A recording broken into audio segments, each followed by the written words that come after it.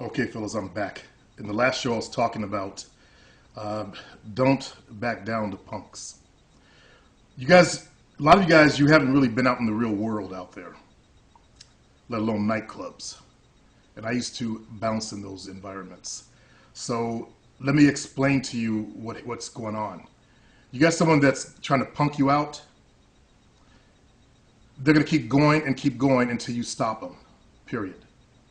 I know many of you guys, you're from that smart guy world, and your mommy said, just turn the other cheek, Brandon or Billy.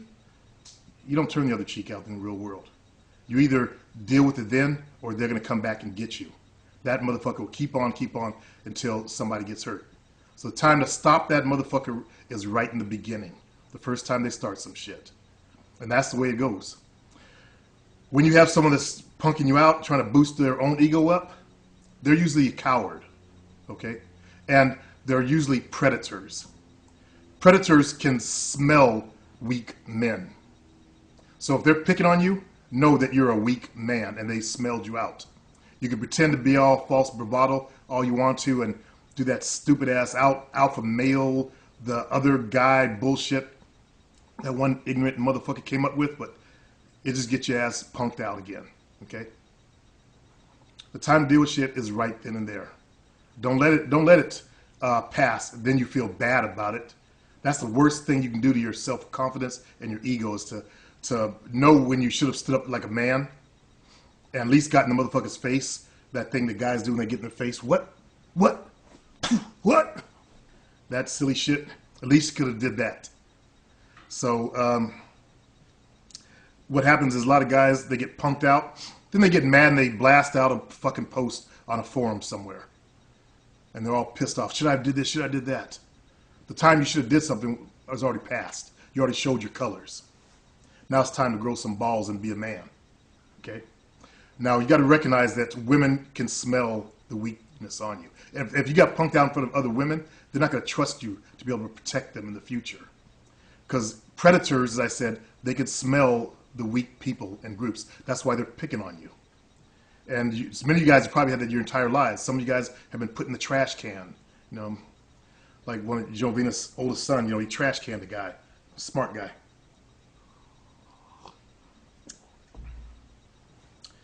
He was a football player. Anyway, that's the way it is. That's the way the pecking order is out there. Okay? I recall an incident. I was about 35, 36. No, I was older, actually. Let's see. Damn, I was about 39 or 40.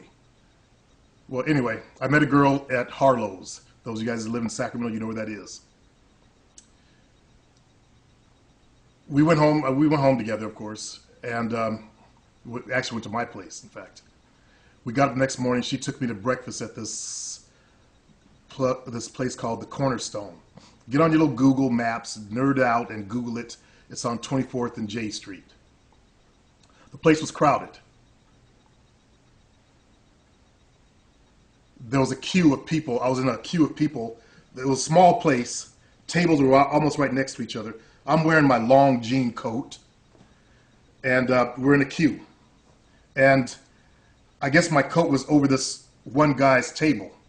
And he was like one of the nerds with the big heads. He had a little Napoleon curly lock on the front of it. He's sitting there with his girlfriend. And instead of saying, please excuse me, the motherfucker pushed me.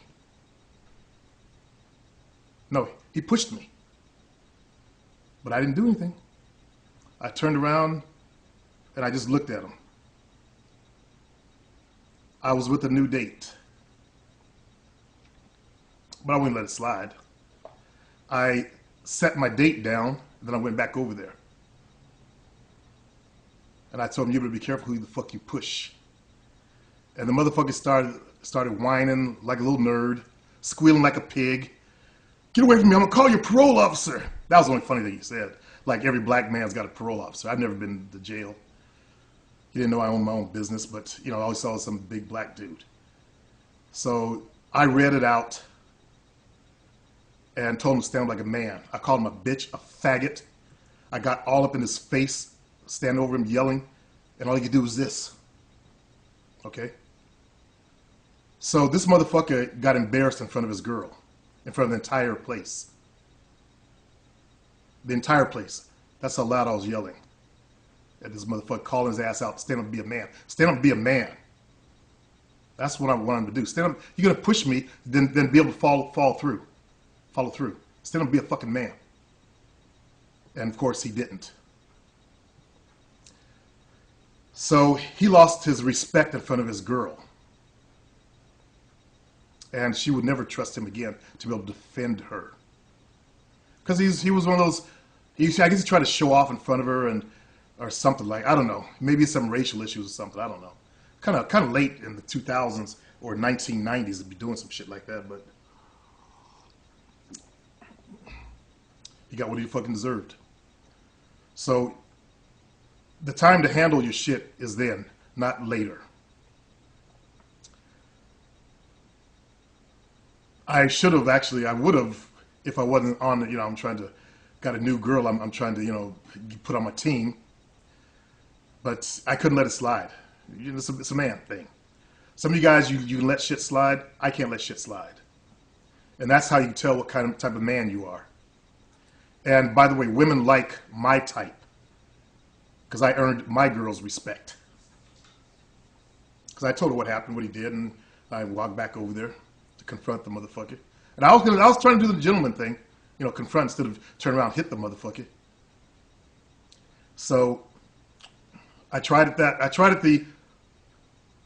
the Caucasian guy way, and it didn't work. And I had to get black on his ass, so as we say in the black community. That's the black saying. It doesn't mean anything. So, but, Caucasian guys tend to try to talk things out or sue each other. The smart guys, smart Caucasian dudes. The normal dudes, they duke it out like everyone else. So if you guys have cowardice within you and fear, you gotta. The first thing you do is try to think it out instead of respond and react. And that's what cowardice does. It makes you not want to get hurt, or I don't want to get in trouble. I don't want to get in trouble. By the way, every time I went to that restaurant, I got fast service after that too. Fast service. Then I got to know the staff there, and they realized I wasn't a bad. I never told them what happened. I never told the guy. Told him the guy motherfucker pushed me. He was trying to get my coat away from over his table. And all he had to do is say, "Excuse me." But no, you don't push someone my size, and you look like a little geek goober. And all I want to do is warn him. Tell the motherfucker. Yeah, get your ass killed in certain parts of Sacramento. So anyway, you either got the balls or you don't. If you don't got them, you better grow them. Period. Because when you start going to the clubs, these motherfuckers in the clubs will smell you out. They could tell that you're weak by the way you walk in, looking around. They could tell you kind of hunch over when you walk in and look around and look all scared, like a jackrabbit. You're the motherfucker some weak motherfucker is going to try to use to boost his own ego up, to make himself look good in front of women. Okay?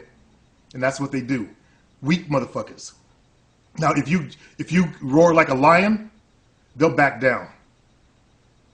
Because they're weak inside. They're bullies. Bullies are usually weak inside.